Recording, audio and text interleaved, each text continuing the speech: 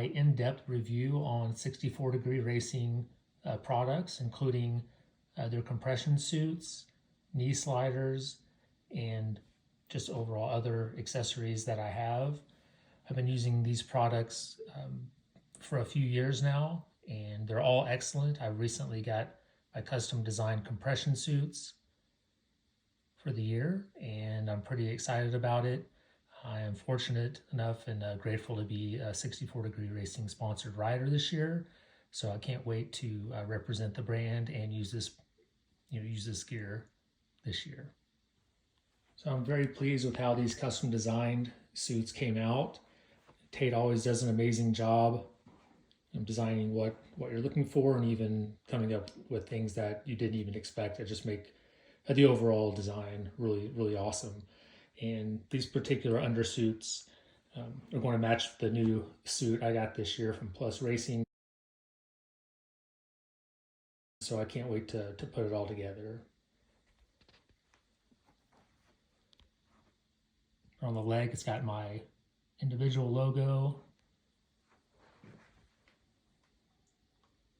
some of the camo on the sides. Just got the main 64 Degree Racing logo on the front.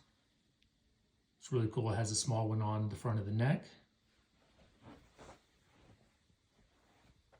And going over to the back, which has my last name, my team logo, the Falcon Fast Road Racing, and my number, as well as some additional camo.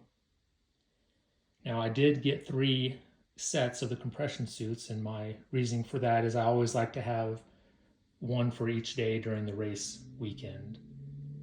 One for Friday practice, a set for Saturday races, and then a set for Sunday. I got different colors to keep them organized.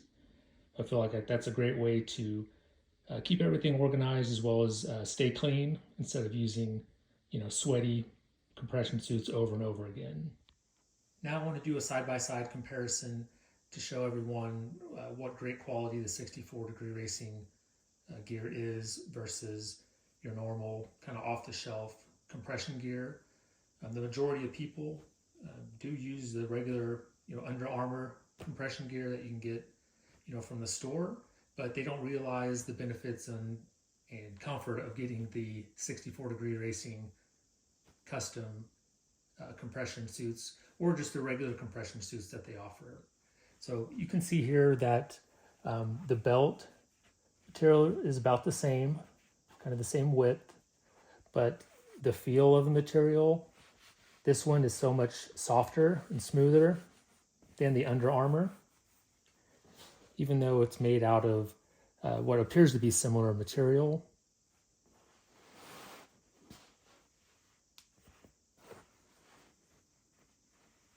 But it is definitely a lot softer. So when we take a look at the normal tops, this is where some big differences do come into play that set the 64 Degree Racing gear apart from your normal compression gear, or in this case, the top of the line Nike Pro Combat gear. I was fortunate enough to get this, of course, from the University of Oklahoma Athletic Department in their spring sale. But this is their top of the line stuff that they supply the athletes directly. So this isn't off the shelf. This is the top of the line Nike stuff, and it works really well. And you can feel the softness. But again, it's nothing in compared to the 64 Degree Racing top. It's just so much softer, even though it appears to be made out of similar material. And this is just basically a regular compression top. There's not really any vents or anything. And it's normally worn under the bottoms. But over here, there are some excellent features that I really like. Number one, being it has mesh under the armpits for ventilation. Number two is kind of a nice collar. It's almost like a half turtle collar with the logo, which is really awesome. Feels good on the neck and keeps your suit from rubbing against your skin. And then here on the bottom, it actually has this rubber gripping material on the bottoms, which are designed to ride or to be worn over the compression bottoms and to keep it from, raising up. So again, super nice, really awesome. It has their logo on the inside. And I just can't wait to have it on under the suit. Now, I've been riding on the track for 10 years or so, and this will be my third year racing, so I have certainly gone through my fair share of knee sliders, or knee pucks, whatever you want to call them, and I'm going to let you know some reasons why I think the 64-degree racing sliders are the best. Again, this is my opinion, and everything is a little subjective when it comes to feel, but my experience as far as just durability and overall feel compared to some other sliders is why I want to bring this to your attention. So, of course, you have these Woodcraft, I believe they're called the Clucky Pucks, and I've read before where they've won some knee slider shootouts, and they're pretty solid as far as plastic is concerned, but they are pretty thin. But with the harder plastic, their argument is that they're going to last a little bit longer because of the hard plastic. And this is what it looks like after it's been worn a little bit. But using the Woodcraft ones, they are pretty loud on the concrete. And to me, the noise is an issue. And again, the wear and the feel feels a little bit rough, in my opinion. Now next, I don't know if they still make these. These are older ones, but they're these Motrax from the UK, motrax.co.uk. And they're a little bit softer material, but they're a little bit thicker than the Woodcraft ones. But due to the softer material, they do wear a little bit faster, and this is what those look like after a little bit of use. You can see down here it's already pretty thin. Now, I can't tell you exactly how many laps or how many sessions that went through, but I don't believe it was very many.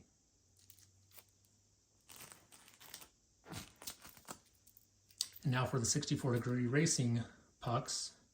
Of course, they look really cool with the logo and everything. The Velcro is, I'll go with the other Velcro, but they're very similar with all the Velcro. But what set these apart is they're really thick, and I don't want to, say that they're rain sliders per se, but there's a lot of more material on them compared to the others.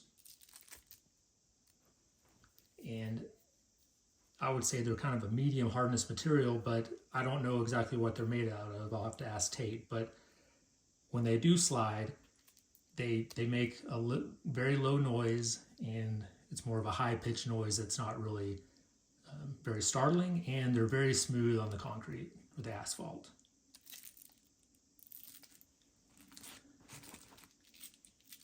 And here's what they look like after a little bit of use.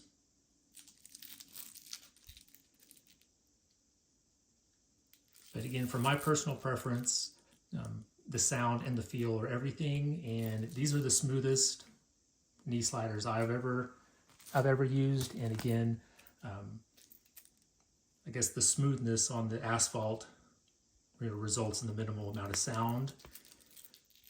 And another big point is you're not going to run as much lean angle with these. So over here, compared to the Woodcraft. If you're a brand new rider, the whole goal is to try to get your knee down, as soon as possible. And the benefit of these is that you'll be able to do that a little bit easier with less lean angle. Those are certainly like twice the thickness of these Woodcraft.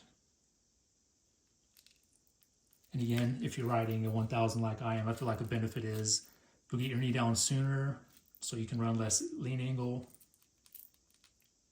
and make sure the power's on the fat part of the tire.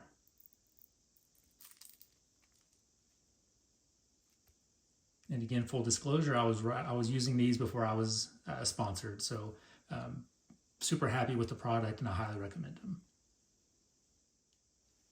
And as a bonus review, if you're tired of holding up the leathers with just a regular belt, or your arms at worst, make sure you strap up with the 64-degree racing strap. All Velcro, solid, and go hands-free and keep your leathers supported.